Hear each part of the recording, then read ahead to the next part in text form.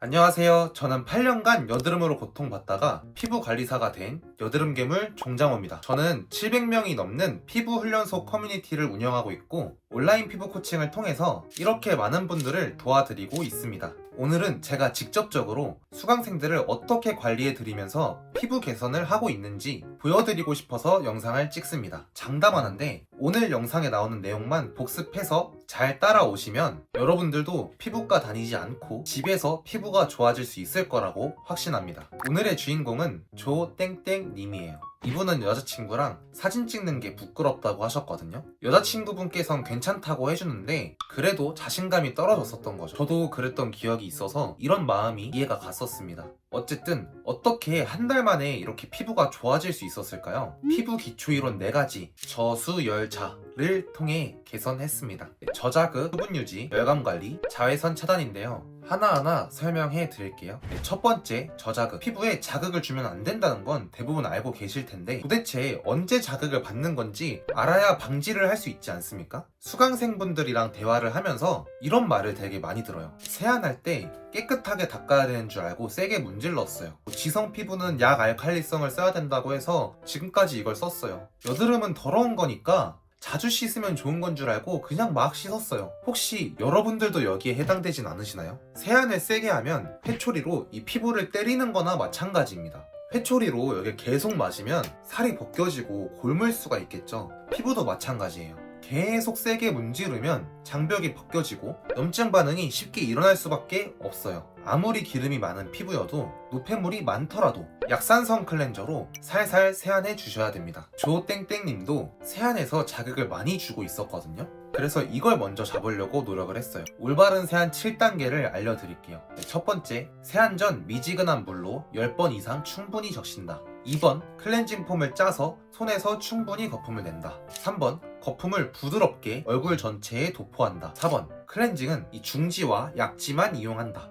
클렌징 시 손에 힘을 아예 뺀다. 6번, 이 과정을 1분가량 꼼꼼히 해준다. 7번, 살짝 시원한 물로 15번 이상 충분히 헹궈준다. 이 7단계 프로세스를 똑같이 따라 하셔야 되는데요. 이걸 말로만 듣고 제대로 따라 할 수 있을까? 걱정이 돼서 영상도 받아서 피드백을 했습니다. 이걸 똑같이 따라하는 게 얼마나 중요한지 아시겠죠? 두 번째, 수분 유지 들어갈게요. 저를 봐오신 분들이라면 피부에 수분이 얼마나 중요한지 아실 거라고 생각합니다. 간략히 설명하자면 수분은 피부 장벽 강화, 열감 관리, 피부 자극 최소화, 피지 분비량 감소 이런 역할들을 해줍니다. 때문에 피부에 수분을 유지해주는 게 진짜 중요한데요. 이게 수분이 부족해지는 순간 피부는 망가진다고 보면 됩니다. 내 피부가 건조한 피부인지 아닌지 잘 모르겠는데요. 이렇게 말씀하시는 분들도 좀 있는데요. 화농성 여드름, 좁쌀 여드름, 붉은기가 자주 생기는 분들은 건조한 상태라고 생각하시면 됩니다. 저는 토너랑 수분크림도 열심히 바르는데 근데도 건조하면 뭘 더 어떻게 해야 되나요? 이렇게 질문하시는 분들도 많은데요. 그래서 제가 점저법칙이라는 거를 만들었습니다.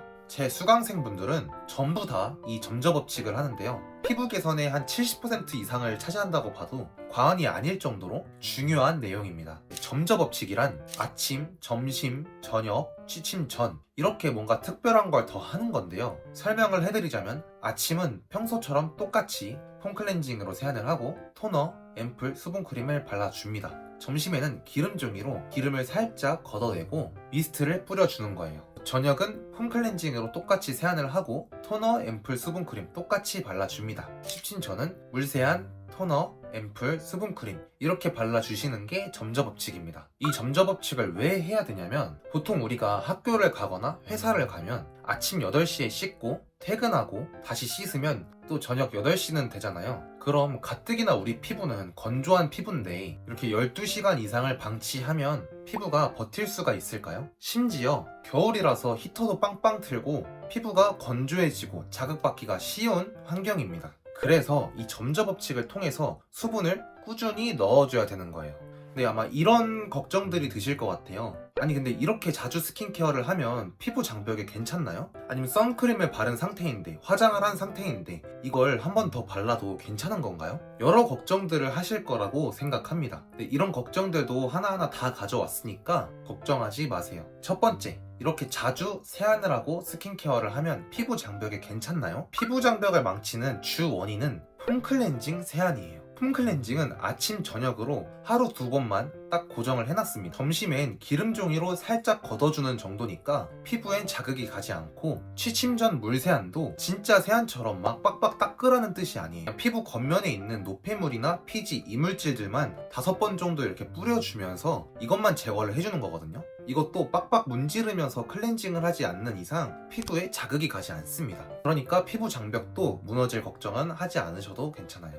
두 번째, 점심에 선크림 그리고 화장을 했는데 미스트를 뿌려도 괜찮은 건가요? 이게 화장이랑 미스트가 섞여서 좀 피부에 안 좋게 흡수될까봐 걱정하시는 분들이 대부분인데요. 괜찮습니다. 어차피 아침에도 스킨케어를 하고 화장을 하면 걱정해야 될 건 이게 아니라 미스트를 선택하는 거에 있습니다. 가끔 가다가 미스트에 알코올 성분이 있는 미스트가 있다고 하더라고요. 그래서 오히려 뿌렸을 때 피부의 수분을 증발시키는 경우가 있다고 합니다. 그래서 리뷰를 보면서 알코올 성분은 없는지, 수분 유지는 잘 되는지 꼼꼼히 따져보면서 구매하시는 것을 추천드립니다. 점심에 기름종이를 꼭 해야 되나요? 그냥 미스트를 바로 뿌리면 안 되나요? 이런 질문을 하시는 분들도 있는데 안 됩니다. 기름이 피부 겉을 감싸고 있으면 이 미스트를 뿌렸을 때 수분이 피부 안으로 들어가지를 못해요. 그러니까 기름종이로 조금이라도 이렇게 걷어주고 미스트를 뿌려주는 게 가장 좋습니다. 세 번째, 열감 관리로 넘어갈게요. 열감이 많아지면 피부에 치명적인 이유가 뭘까요? 피부 온도 1도 상승 시 피지 분비량도 10%가 늘어나고 수분 증발로 인해서 피부가 오히려 건조해집니다. 그리고 염증 반응이 쉽게 일어나게 돼요. 음식을 더운 곳에 냅두면 쉽게 썩게 되잖아요. 그런 거랑 똑같은 원리라고 보시면 됩니다. 그래서 열감을 잡는 게 피부 관리에서 진짜 중요한데, 제가 열감을 관리하는 5가지 원칙을 알려드릴게요. 첫 번째, 세안은 따뜻한 물로 시작해라, 마무리할 때는 차가운 물로 해라, 이런 말들이 되게 많잖아요. 딱 정해드리자면 처음부터 끝까지 미온수로 하셔야 됩니다. 피부는 온도 변화가 많을수록 스트레스를 쉽게 받거든요. 그러니까 처음부터 끝까지 미지근한 물로 쭉 세안을 해주시는 게 가장 베스트예요. 두 번째, 샤워는 뜨겁게 하고 세안만 시원한 물로 하시는 분들도 있는데요. 샤워도 시원한 물로 해주셔야 됩니다.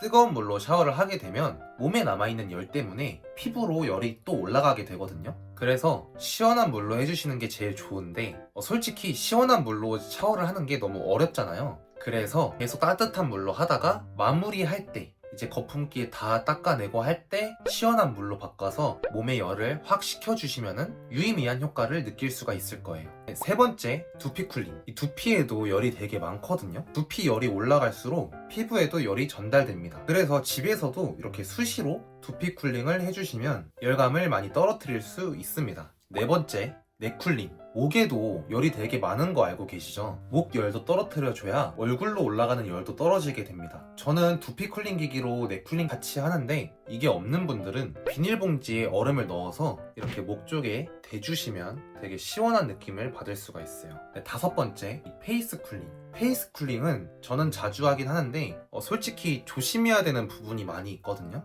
그래서 이거는 지금 소개해드리면 피부 뒤집히시는 분들이 많을 것 같아서 다음번에 제대로 다시 알려드리도록 할게요.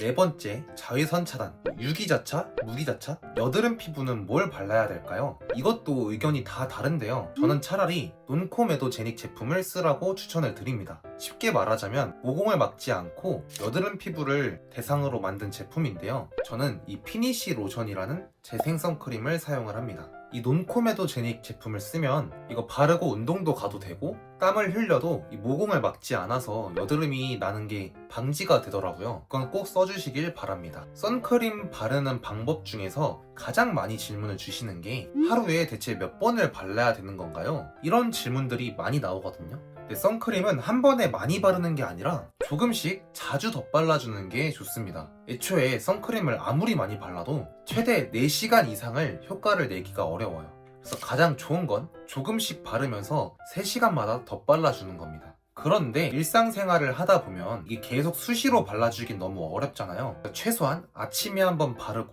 점심시간에 한 번 더 얇게 덧발라주시는 거를 추천드립니다. 오늘의 내용을 4줄 요약을 하자면, 첫 번째, 피부는 저자극이 기본이다. 두 번째, 수분 유지가 피부 관리의 핵심이다. 세 번째, 열감 관리까지 해줘야 된다. 네 번째, 자외선 차단도 해줘야 된다. 이거는 얇게 자주 더 발라주는 게 좋다. 오늘 영상은 여기서 마치고 오늘의 주인공인 조땡땡님도 이 4가지 방법을 통해서 피부가 좋아진 거거든요. 이게 한번 보고 끝이 아니라 계속 복습해서 어떤 걸 내가 빠뜨렸을까, 어떤 걸 안 하고 있을까 스스로 점검을 하면서 피부 관리를 한다면 여러분들도 집에서 스스로 피부가 좋아지실 거라고 확신합니다. 오늘 영상 5번, 10번 복습하면서 계속 보시길 추천드릴게요. 영상 봐주셔서 감사합니다.